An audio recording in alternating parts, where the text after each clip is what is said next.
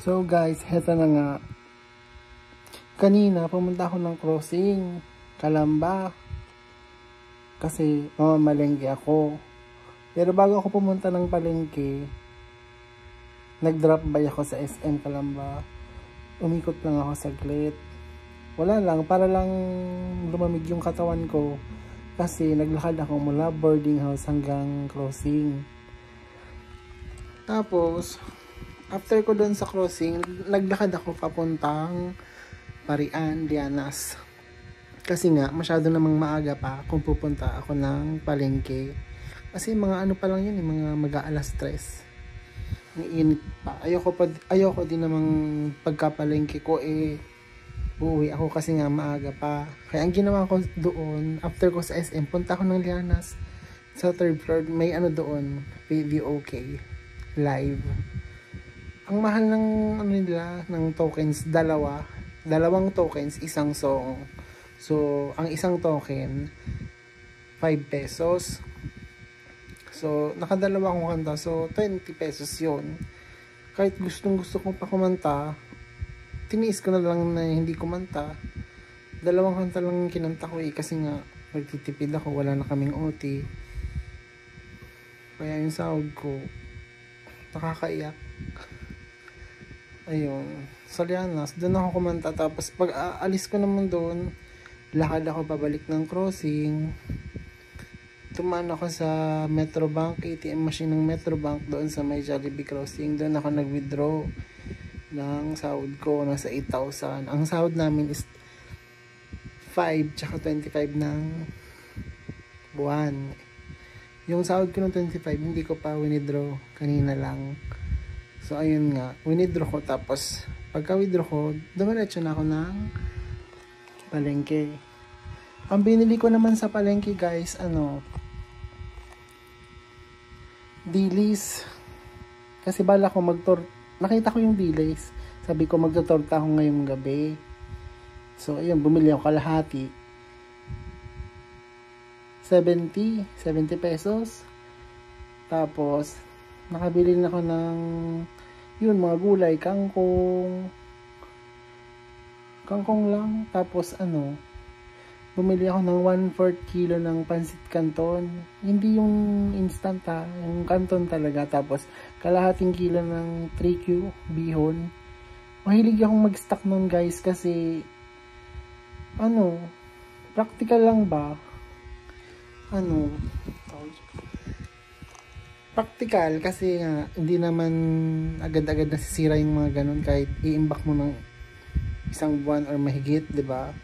Tapos pag wala kayong may ulam, ayun, pwede mong lutuin. Yun, mahilig ako mag-stock noon, yung mga munggo, macaroni, bihon. Bihira lang spaghetti guys kasi syempre alam mo naman, miswa, ayan, munggo, macaroni. Konti lang binili ko kasi nga try ko munang magtipid ngayong Holy Week. Kasi dati, pag ako nagsasahod, kung ano lang magustuhan ko, bibiling ko. Kasi naman, OT kami nun 12 hours. Kaya medyo sapat talaga dun ng pera ko. Nabibili ko yung mga kinikrave ko na pagkain. Pag ako naman nagkikrave, hindi naman ganun kamahal. Madalas naman ang kinakain kong kinikraves ko, yung pang mahirap lang din. So, ayun. Tapos, bumili ako ng nagpunta ako ng Pure Gold Crossing. Bumili ako ng mga pang condiments, mga toyo, suka, patis. Yung sa pouch kasi, may lalagyan kami dito ng toyo, patis, suka, may mga lalagyan yun. Kaya binibili ko yung sa pouch. Hindi ako nang nabili ng nakadebote. Tapos ayun, bumili na ako ng fudgy bar. Kasi parang na-miss ko yung lasa ng pandan.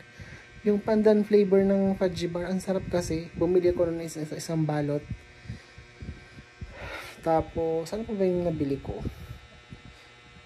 Pumunta ako sa meat section ng Pure Gold. Tinignan ko yung manok. Kaya naman bumili, kaya lang hindi ako bumili kasi nga nagtitipid ako. So parang hindi ko rin kaya. So gusto ko siyang bumili kasi alam mo, magsasahod yun, malaking sahod yun. Nakita ko yung nakabalot ng chicken skin, nasa 70, may price tag na siya, 70 plus, kulang-kulang 80, ganon. Kinuha ko, binili ko. So ayun, nung binayaran ko, umabot ng 300 plus yung binayaran ko, lahat-lahat. Tapos ayun, uwi na ako ng bahay. Sumakay na ako kasi traffic na. Parang paalasin ko na yata yun. Tsaka parang tinamad na ako maglakad pabalik. Mabigat na kasi yung dala ko. Tapos, pagdating ko dito, di ba, dapat sana ang bibilin ko ay ang lulutuin ko dapat, yung dilis. Nag-isip ako between dilis or chicken skin. Sabi ko yung dilis bukas na lang pang ulam. So ano na lang, yung chicken skin na lang inulam namin. Ayun, kasi nakabili ako ng crispy fry na breading mix pang half kilo lang. Yun, inubos ko yun doon sa chicken skin, nilamas ko, dinagdagan ko ng konting harina.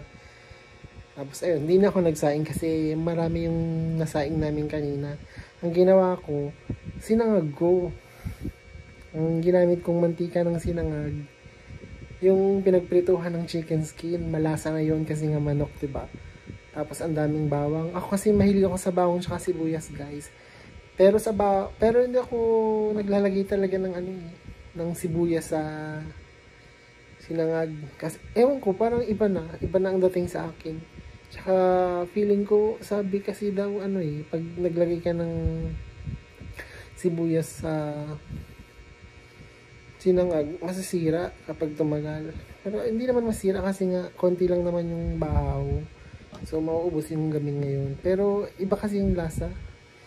More on bawang talaga, bawang. So ayun, ang sarap ng kain namin.